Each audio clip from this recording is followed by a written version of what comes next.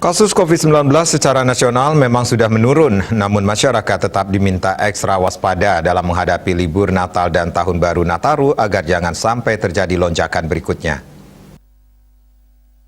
Imbauan tersebut dikemukakan Menteri Kesehatan Budi Gunadi Sadikin usai mengikuti rapat terbatas evaluasi mingguan penanganan pandemi COVID-19 yang dipimpin Presiden Joko Widodo.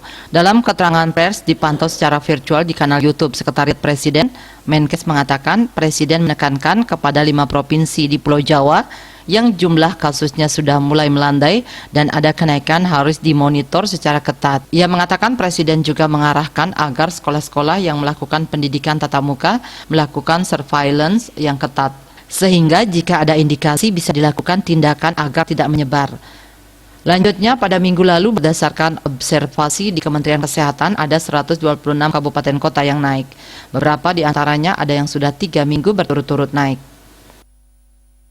Sehingga kita melakukan pendalaman dan sebagian besar kenaikannya memang disebabkan karena adanya kasus positif di sekolah dan takziah. Oleh karena itu saya dengan Pak Nadiem akan segera melakukan konsolidasi.